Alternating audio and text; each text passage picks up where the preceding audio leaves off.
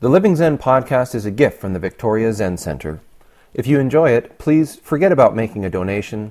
Instead, rate it, review it, and share it with a friend that you think will enjoy it as much as you did. You may also consider purchasing the Living Zen-podcast app, which is now available on the iTunes App Store. Thank you for listening. Case 15 of the Mumonkan, Dongshan's 60 Blows. Dongshan came to see Yunmen. Yunmen asked him, "Where have you come from?" Dongshan said, "At Chadu."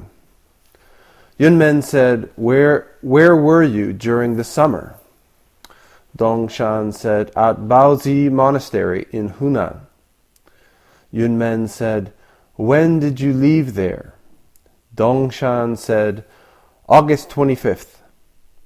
Yunmen said, "I spare you 60 blows." The next day, Dongshan came again and said, "Yesterday you said you spared me 60 blows. I don't know where I was at fault." Yunmen said, "You rice bag! Do you go about in such a way, now west of the river, now south of the lake?" With this, Dongshan had a great realization.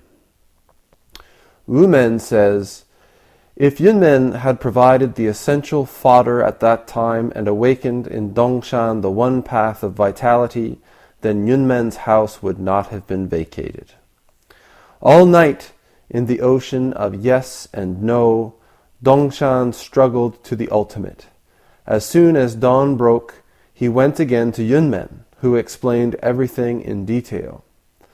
Even though Dongshan had realization, he was not yet brilliant. Now let me ask you, should Dongshan have been given 60 blows or not?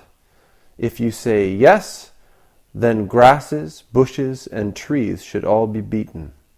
If you say no, then you make Yunmen a liar. If you can be clear about this, then you and Dongshan intimately share a breath. Wumen's verse. The lion teaches its cub the secret art, pushing it over a cliff out of parental dotage. Is that how you say that? Dotage? Yeah. Dotage, yeah. Okay. The cub, intending to advance, springs again quickly. Unexpectedly, it is flattened out again. The first arrow strikes lightly, but the second one goes deep.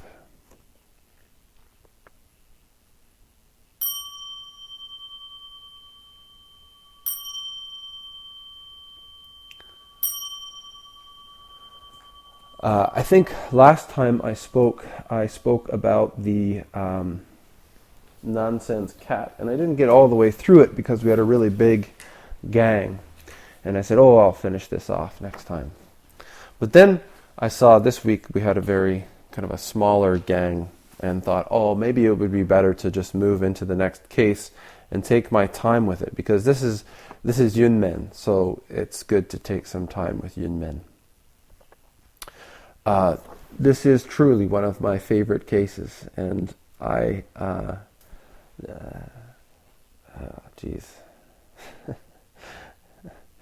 so identify with this case. So where to start? Yunmen, I guess we can start with Yunmen. Yunmen, to talk about his lineage, he's like what would that be? He's a cousin of Linji in the Dharma. If you remember the story of Linji, when we first sort of come across him in the record of Rinzai, the record of Linji, he's this monk and he's been at the monastery for 3 years and he hasn't asked the teacher a question yet. This is something I started to talk about last week, was the way that interview worked in those big, massive monasteries was you went when you had something to ask. You didn't go every day. There was lots of seniors around that you could ask questions to, but to go and see the teacher was something that you were kind of like, I don't know if anyone can really help me with this. I'm going to go see the teacher. So Linji was there at the monastery, and this monk comes up to him, an elder monk, the senior monk at the monastery comes up to him and says, "Hey, why don't you go ask the master a question. Kind of sets him in there. And this monk, this senior monk, sort of plays this, the role of the catalyst. And we know Linji goes in and he asks him his question and he gets beaten and sent out. And he goes back and the monk says, "Hey, how did it go?" And he says, "Oh, I got hit." He says, "Oh, go back again." So he goes back again and he asks the question. And again he gets beaten. And he comes back and he goes, "Oh God." The monk says, "How did it go?" He says, "Oh, I got beaten again." He says, "Okay, one more time. Third time's the charm. Go back in there." So Linji goes back in and he gets beaten again. And he comes back and he says, "Oh, I don't know what's wrong with me. I'm clearly too thick. I'm not getting this, so I'm going to leave." And the elder monk goes to Huangbo, the master, and he says, "You can't let this guy leave. Just walk away. He's really got some potential, so you gotta try and help him out." Anyways, long story short, Yunmen's teacher is the man that he received, the master that he received the Dharma transmission through was that senior monk. So I think his name is Bokushu in Japanese, Bokushu. So Yunmen's lineage comes from this same master, Huangbo, through Bokushu to Yunmen. Yunmen, when people study Zen, and when I say study Zen this time, I mean sort of like intellectually, like scholastically, a lot of people really consider Yunmen one of the greatest Zen masters of all time. And part of this is because of his style of teaching, his style of interacting with students.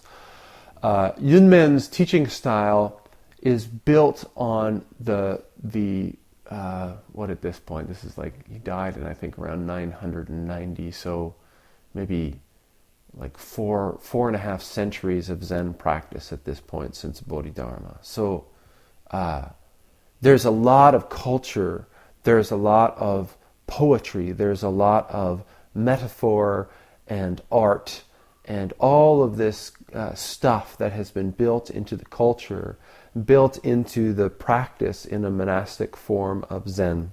And Yunmen is like a peak in this.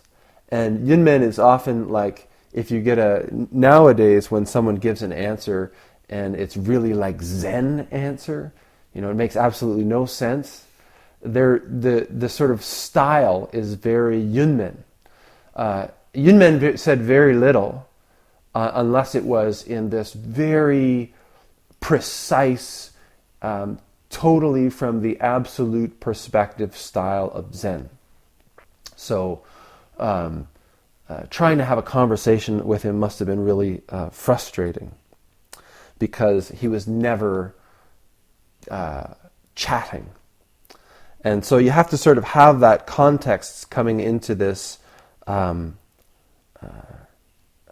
conversation of this case, because you understand that from the very beginning, Yunmen is teaching, Yunmen is on, and he's asking for this monk to demonstrate something. So Dongshan comes to see Yunmen, and Yunmen asks him, "Where have you come from?" This is a koan. This isn't, "Hey buddy, where you been?" Or, "Hey, where are you from?" This is the case. This is a case. This is a koan. Where have you come from? This is, what was your face before your parents were born? And Dongshan, monk looking for a teacher, says, "I was at Chaju," which is the town sort of just down the hill.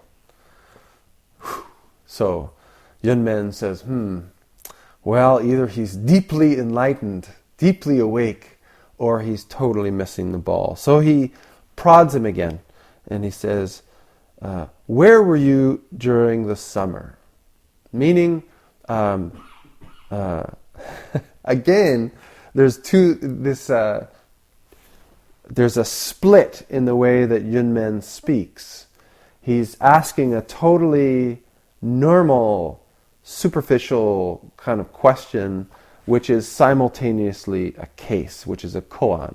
The question he's asking, where were you during the summer, is where did you spend the summer retreat? Where were you just training?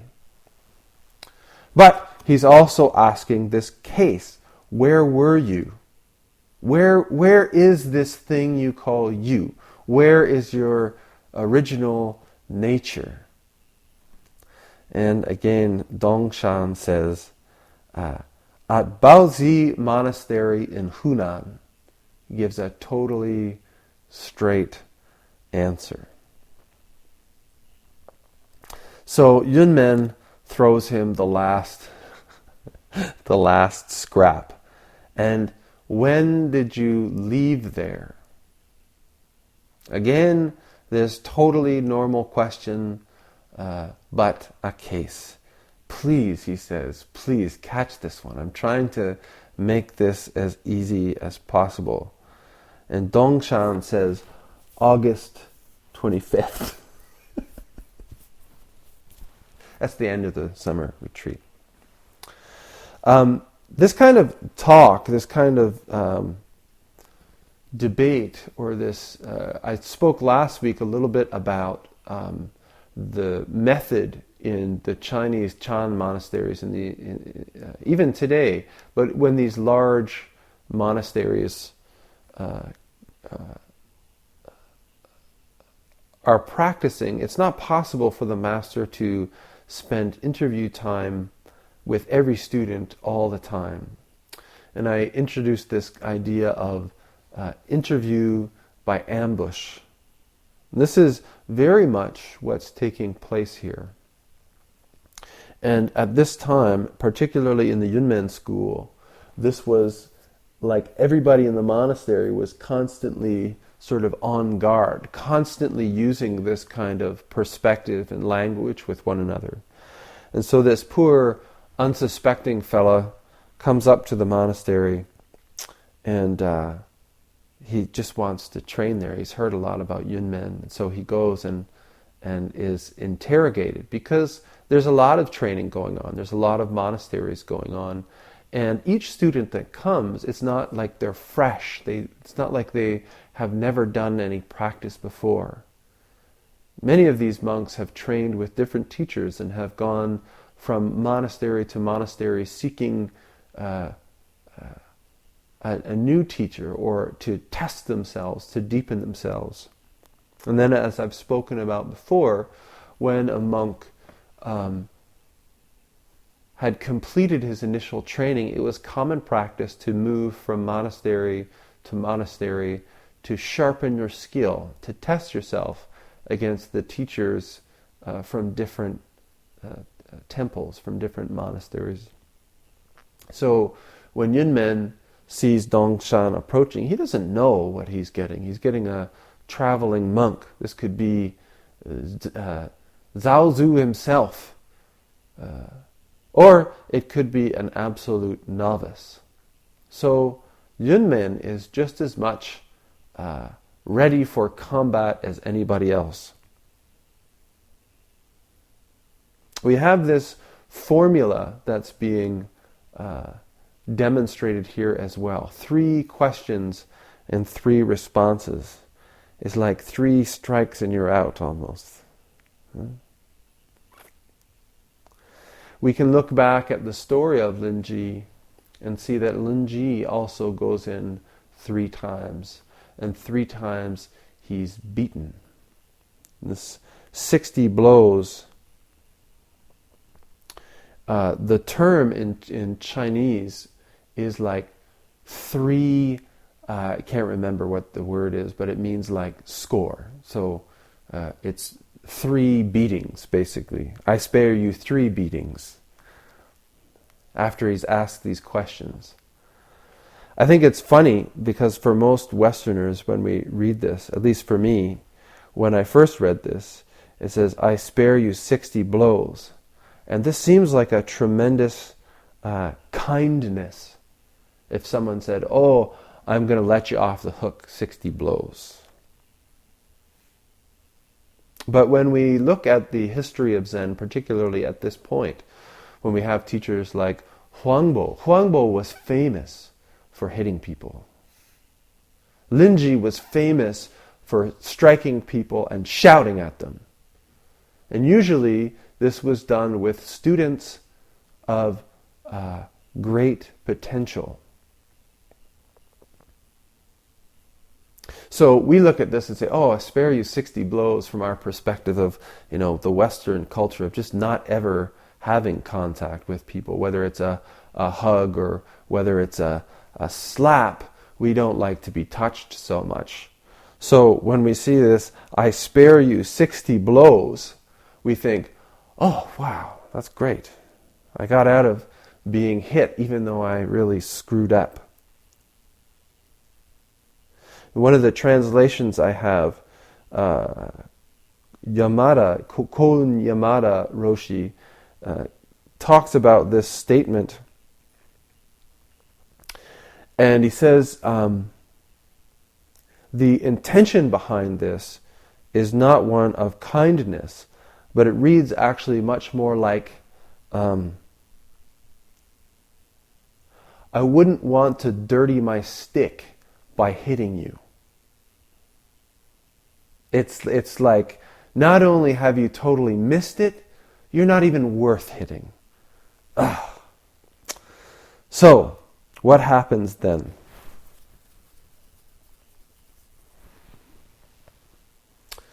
This is where the case starts. The part of the reason that I said I really like this case is because I very much identify with it. Whew, this is a tough one. Yunmen is a master at a point in Chinese history where Zen is flourishing. It's really peaking. And so Yunmen is not concerned with increasing the size of his monastery. He's not concerned with maintaining or growing a membership. Yunmen is concerned with transmitting the Dharma, teaching the Dharma in its most pure, unadulterated form, and its really strong medicine. Yunmen is also, at this point, very popular, very famous, and he doesn't have time to spend with people who are interested in fame and glory and sort of nice robes and titles and things like that. So he doesn't waste time. So I always talk about these cases as we have to get into them. We can't look at them as two-dimensional things. We have to recognize that Dongshan, it didn't show up at the airport and take a cab up to the monastery. These were journeys to travel to see teachers were significant. They were hungry and long. This was in the time before, polar fleece or thin salate. When it rained, you got wet. When it was hot, you baked. When there were long stretches between towns, you might go without food for a significant amount of time. Most of these masters practiced on mountains, so there was usually some difficult terrain to get up to see them. To arrive at the front gate of a monastery, can you imagine? Finally, maybe this journey of 100 miles or 200 miles or 500 miles, finally I come to this gate. Traditionally, and on into Japan, what happened when you got to the gate was that you were turned away. There's no room for you. This monastery is really full. The master here is really popular. There's no room. And so traditionally, you would wait. We, although many people don't understand this or recognize it, this kind of putting off, intentional kind of obstacles, putting obstacles in people's way, is something that we continue to do even in the Victoria Zen Centre today. The whole idea that there's no instant gratification, there's no just coming into the Zen Centre when you feel like it, dropping out when you feel like it. When somebody comes to the Victoria Zen Centre, we say, wait, we'd like you to take this course. We'd like you to dress in this robe. We'd like you to pay this money for this course and for membership to demonstrate your commitment to this practice, to your practice, to the realization of your own true nature. And for many, many, many people, that's enough to say, oh, no thank you, I just wanted to check it out. Okay, Tuesday, check it out. Check it out over and over again. But when we come to practice in this Zendo, there needs to be a fire. There needs to be this deep curiosity, this doubt, this, for lack of a better word, desire to get to the bottom, to realize our true nature. When I went to, I got to tell this story. I don't know if most of you have probably heard it, but this is part of the reason why I so much identify with this. When I first started my training at Mount Baldy Zen Centre,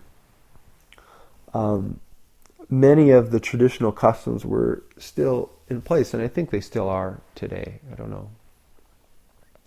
I started practice in 1994 in Ontario, and it was the same year that I met Nikki. And so in 1995, we had been living together for a little while, and we decided that we wanted to move across the country to British Columbia. Victoria ended up being where we landed, but we certainly didn't have any idea where we were going. I knew that I wanted to go west because there was more Zen practice available. There were more teachers on the west coast than there were in suburban Toronto. So we came across the country. We were all each other had, really. We had no family out here. So I worked some different jobs, and I did get connected with the Victoria Zen Centre and with Eshin, the abbot of the Zen Centre of Vancouver, and I started to do more practice. And it really bit me hard. I started to do sessions with him, and all I knew was that I wanted to do more. I wanted to do more Zen practice. I had to get to the bottom of this. What is the truth? That's what my question was. What is this? What is there that's true? And it started to consume every aspect of my life, my work and my relationship, everything. My hobbies, everything that I used to like to do, I didn't like so much anymore because it just seemed beside the point of, what is this truth? So it got to the point where I started looking around at places to train and all different places all over the United States. There was nothing in Canada. There's not really much in Canada now. So I was talking with Eshin about it, and he said, well, my teacher's pretty good. I like him a lot. And if you're interested and you want to go and train with my teacher, I'll cover your flight with points. So this was for me a significant thing at that time. I was in 21 or something like that. The first time I'd ever flown in my life was the flight to Victoria. So at that point, I wasn't sure, I was 20, I had a high school education, and I looked at this as kind of a one-time offer. I didn't know how many times I'd be able to travel down, and I wasn't really sure that I wanted to go back and forth. In fact, I was pretty sure I didn't. I wanted to go and get to the bottom of this. So Nikki and I had a lot of conversations, and she's an amazing, wise, deep, insightful person. And she said, you need to go and do this. I can't live with you and have this, have you have this for the rest of our lives. And then when we get old, maybe say, oh, you held me back or something like this. So you need to go.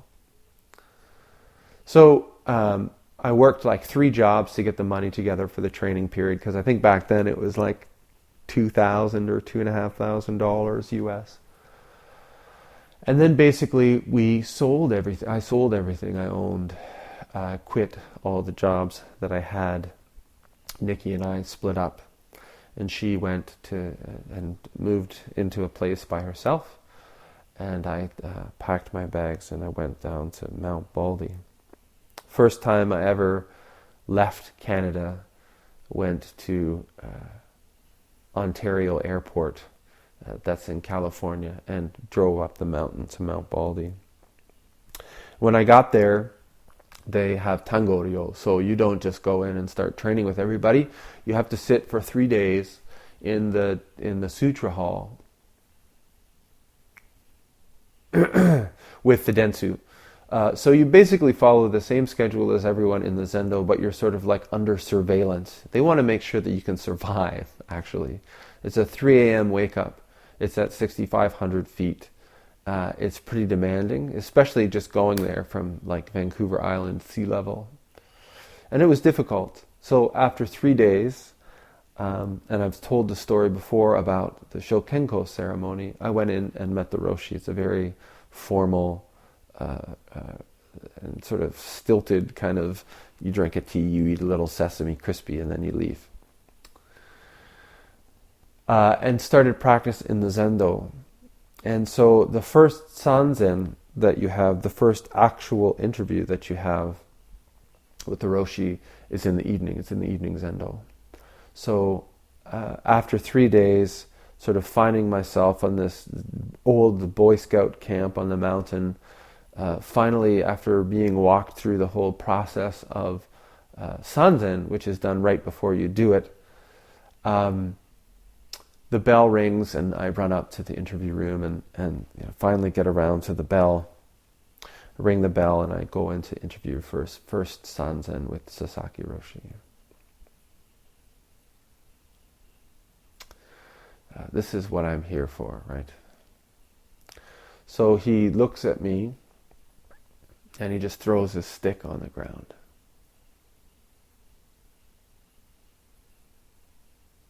So I'd read some Zen. So I knew, okay, we're into Zen world now. I've got to do something. So I pick up the stick and I hand it to him. And I think, oh, good, yeah, good answer. And there's no expression on his face whatsoever. He just takes the stick and he throws it in front of me again. So I'm like, okay, so I pick up the stick and I hand it to him again. And he just he gets this like disgusted look on his face and he throws it on the ground again. So again, I pick up the stick and I handed it to him. And then he laughed, this kind of derisive laugh. And he said, "You're weak." And he rang the bell. And that was my first interview over. So when the bell rings, you don't ask questions. You just get up and you get out. But man, that was a hard night. It was hard to go back into the Zendo at all. I wanted to run down the path to my cabin and get my bags and then just start walking down the hill. I was in tears. What an idiot I had been. I'd cut off all of my ties and sold all of my stuff, thinking that I was going to be some kind of Zen practitioner, and wow, what a dismal failure I'd been. What did I do? What could I have done better? What did I do wrong? How could I have really impressed him? All these questions going through my mind. But I don't know, maybe it was the humiliation of it all, or it was dogged determination. I don't know. But I got my ass back into the Zendo. And I said, no, that's what I'm here for. Like if I got it right the first interview, the first interview, like what would be the point of that? How good would that be? No, I'm in the right place. And I had a difficult time sleeping that night, but got back on the horse and The next interview in the morning went remarkably better, having been completely flattened. So when I read this case, all of that stuff comes up for me. Dongshan is not this other person. He's not this person who's out there or back there in China, but it's me. And I think that that's very important when we take up the practice of investigating cases, investigating koans, recognizing that this is me. Dongshan is me. Yunmen is me. How, if we were facing this same situation, how would we meet it? What would our hearts say? Maybe we'd run. Maybe we'd say, "Screw you! I've had enough of this. I'm out of here. What do you know anyway?" But this place of mystery, this place of unknowing, this place of not getting what we thought we ought to get, is crucial in Zen practice. If we're going through our whole practice with this sense of absolutely we know what we're doing all the time, then our practice is really kind of stale. Over and over again, I try to provide through forms, working with the through the Shika, the best possible stability, the most secure environment for people to practice. But we have to be careful when we're practicing in this environment that we're not getting stuck, that we're not leaning on that stuff to provide us with a sense of secure self. That when we face that moment of unsurety, we don't know what's happening, it's then that we have to act. We must manifest, demonstrate what we've been doing in our practice, give rise to our true self. The next day, Dongshan came again. This statement, I don't think we can fully appreciate this statement until we've been into that position. The depth of character that it took for Dongshan to come again.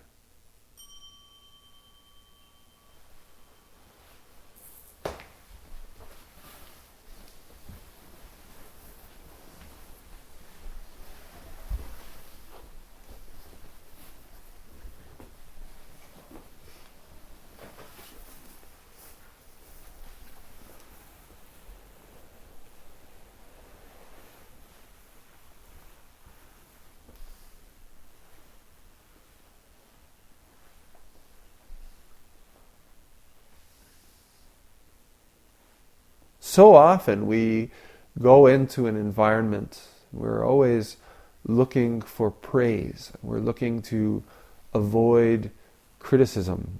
This is one of the real challenges of the Tenzo, is the first time we really feel this sense of we're doing something and there's a formal rule which doesn't allow people to praise you. And it's the most bizarre experience for many people.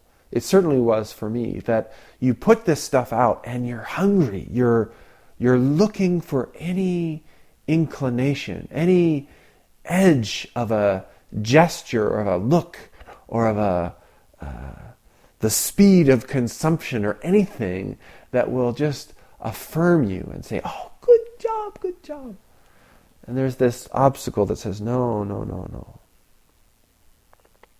For many people, this is really difficult. For many people, to have this kind of experience, I think, is enough. We can't take it. It's too threatening to our idea of who it is that we think we are. The next day, Dongshan comes again. he goes back to this teacher and he says, yesterday, I've been sitting up all night trying to figure this out, Yesterday, you said you spared me 60 blows, and I don't know what I did wrong. Yesterday, you said it wouldn't even be worth it to hit me, and all I did was answer your questions. This is the position that Dongshan is in. I don't know. I'm completely at a loss. Can you help me? Is crucial. This is the same position that Linji is in after his meeting with Huang Bo, where he is hit. He doesn't say, God, that guy's mean. He says, I'm just not getting it. Like, I've got to go somewhere else because I'm sure he's a great teacher. Everyone recognizes him as a great teacher, and I'm just not getting it. That position of unknowing is very important. And it's a fine balance because it's not, I'm no good. Because if I'm no good, this is the person that leaves. I'll never get this. I just got to go. And it's not, I'm better than, which says, screw you, I'm out of here. It is this balanced state of openness, which is rare and precious. Yunmen says, I come back for seconds, huh? Yunmen says, you rice bag. Rice bag, it's like saying you're good for nothing. It means that all you're good for is putting rice in one end and shitting it out the other. That's all you do. You go around storing rice until it's done, and then it just leaks out. You rice bag, do you go about in such a way, now west of the river, now south of the lake? This is Linji says this over and over again, all the time. You're running around looking for something, and don't you get that it's already there? Don't you get that there's nowhere else to go? Your whole problem last night, your whole problem with our interaction is because you don't know if you're good or bad. Exactly. He's pointing this out completely transparently. It's not an explanation. Oh, your nature is perfect and clear and everyone has it all the time and it's only your thinking of good and bad that causes you problems. He unquestioningly, unfailingly sinks Dongshan into that doubt, into that experience of absolute misery, so that he can know it, so that he can experience it, so that he can at once drop it and be free. And this is apparently what happens. With this, Dongshan had a great realization.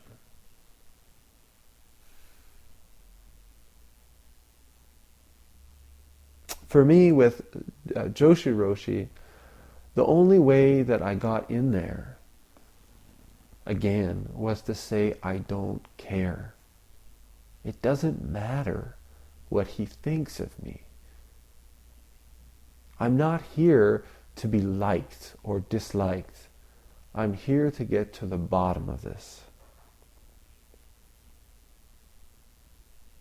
The only thing that could possibly bring Dongshan back after that initial tongue lashing is this same desire, this same urgency in pursuing this great matter. Many people think that having a course or requiring people to pay this much or wear this outfit or learn this form is inconsiderate, or it's discriminatory, or it's an unnecessary obstacle. Yunmen in interactions like this, is spoken about as being tremendously compassionate.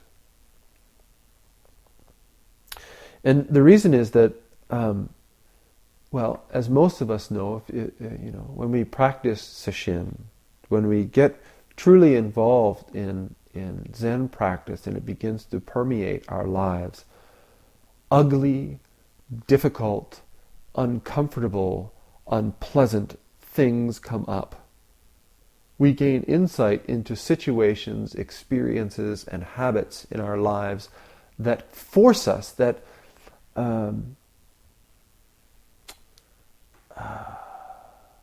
compel us to make difficult changes in our lives. The practice inspires us to take challenges which are terrifying and upsetting. We step off cliffs when we practice Zen, voluntarily and intentionally, recognizing that there's nowhere else to go. Yunmen doesn't want to practice with anybody else. If you're looking at this as some kind of merit-seeking, rank-seeking, job-finding, career development, I don't want to practice with you. This is Yunmen. And I'm not going to say that. I'm not going to put up a sign. I'm just not going to cushion anything. The only thing that will keep you here is your interest in the way. He's a tough nut. Wu Men starts talking. He has some things to say about Yunmen. If Yunmen had provided the essential fodder at that time and awakened in Dongshan the one path of vitality, then Yunmen's house would not have been vacated. This is a crucial... the Yunmen school is one of the so-called 5 houses of Zen. And I can never remember all 5. There's like Rinji, Soto, Yunmen, Igyo, and I can't remember the 5th one. But anyways, Yunmen's house died. It ceased to be transmitted, and it kind of evaporated.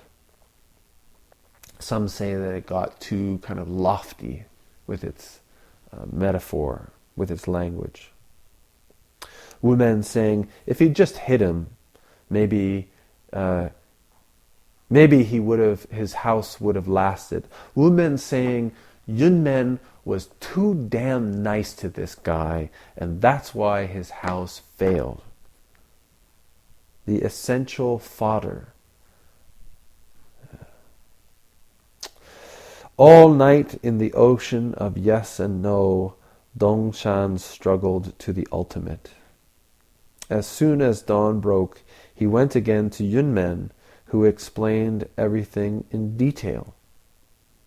In detail. They're saying that this rice bag, do you go about in such a way, now west of the river, now south of the lake, is explaining this great matter in detail. This is the same detail that Linji has used, that teachers have used from time immemorial. You're thinking, you're experiencing this tremendous misery because you think that there's something you need to add, that there's someone you need to see, that there's something you need to grasp, that there's something missing or something that you need to be rid of. And just in this moment, already, you are complete. Wake up. Even though Dongshan had realization at this, he was not yet brilliant. So he has this realization. But does it make him more? Does it make him brighter? Does it make him more special or super than anybody else? Now let me ask you, should Dongshan have been given 60 blows or not? Well, now you're Yunmen. 60 blows, 3 beatings. If you say yes, then grasses, bushes, and trees should all be beaten. In character, in fundamental quality, how is Dongshan different than grasses, bushes, and trees? How is he more deserving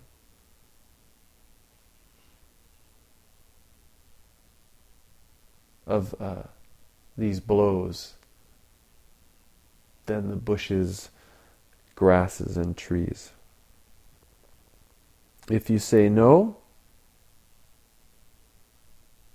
then you make Yunmen a liar. What he's saying isn't true.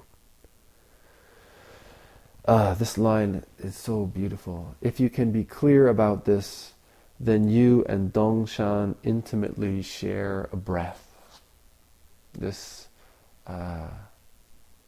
You're no different than Dongshan. This image is so, if you've ever been intimate with somebody and woken or laid with them in the evening, nose to nose, there's this intimacy of your breath synchronizing so that you're literally breathing the breath of your partner. I don't know that there's many more intimate, quiet, shared moments. And so this intimacy with Dongshan, becoming one with Dongshan, knowing what it is to be Dongshan, to be in this position. If you can clarify this case, this issue, Wumen's verse says, "The lion teaches its cub the secret art, pushing it over a cliff, out of parental dotage." There's I don't know if it's true, maybe somebody's a zoologist could tell us this, but it must be based in something because it permeates Zen literature. There's this idea that a lioness that has several cubs, one of the first things that it does is it takes them to a kind of a ledge and it pushes them all off. And it will only raise the ones that get back up to top. It will only spend the resources of food, warmth, and whatever else is required on the ones that are strong, that will survive, that have that fighting spirit. And in so doing, it's the verse says that the lion is teaching the cub what it means to parent. That the cub has to parent. That the cub has to have the persistence, the strength to take responsibility for its own life, even as a cub. And the idea that's being transmitted here, or that's being talked about from Wumen, is that this is not done out of cruelty. This is not done out of sadism, but out of parental love. Interesting. The cub, intending to advance, springs again quickly. the mother pushes it off of the cliff, and it doesn't even pause. It doesn't even think, oh God, I'm no good. My mommy doesn't want me. It says, ha! I've got to get back up there. And again, unexpectedly, it is flattened out again. The first arrow strikes lightly, but the second one goes deep. So this first, in the case, the first interaction is a setup. It sets the person on edge. It's like the image when I was reading this earlier is like in volleyball, bump, set, spike. It's the set. And the second one is the pow. And this is what Yunmen teaches. Now, just a few closing comments. As I said at the beginning, Yunmen had the luxury of relying on several centuries of culture, several centuries of this teaching of Zen permeating the culture. So I hope that nobody mistakes me in saying like everyone in the Zen Center should practice like Yunmen and be just bone crushing to one another. On Tuesday nights you should say, "Where have you come from?" And when someone says, "Oh, I just parked in the parking lot," ha! Smack! Something like that. No, please don't. I'm stinking of Zen. That's the saying when someone behaves like that.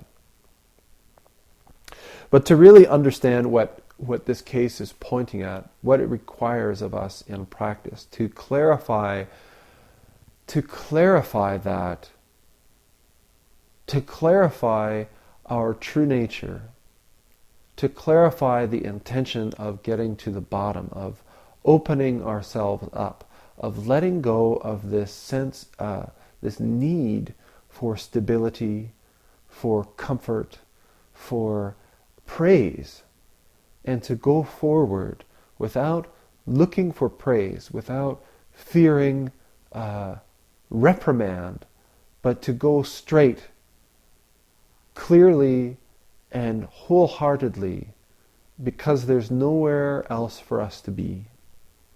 There's nothing else for us to do than this.